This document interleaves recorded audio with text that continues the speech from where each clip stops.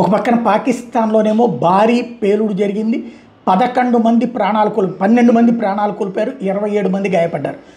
పాకిస్తాన్ రాజధానిలోనే జరిగింది. ఇప్పుడు ఎట్లయితే ఇక్కడ రాజధానిలో జరిగింది కాబట్టి అక్కడ కూడా వాళ్ళకు వాళ్ళు చేయించుకున్నారా, లేకపోతే వాళ్ళ మీద ఎవరైనా చేశారా?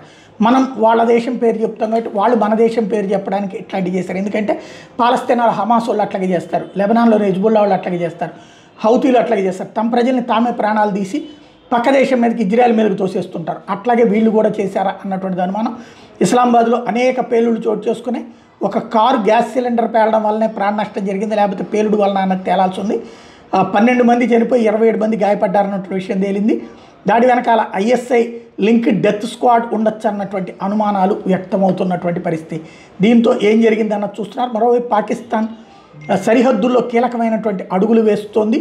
ఇస్లామాబాద్ లాహోర్ మోటార్వే హైవే మీదన పూర్తిగా పాకిస్తాన్ ఆర్మీ ట్యాంకులు భారత సరిహద్దుల వైపు కదులుతున్నాయి. దట్ మీన్స్ పాకిస్తాన్ భయపడి చస్తుంది అని అనుమానిస్తున్నారు. అత్యవసర మిలిటరీ మోహరింపు అన్నటువంటిది అక్కడ ఉన్నటువంటి మీడియా అంచనా వేస్తుంది.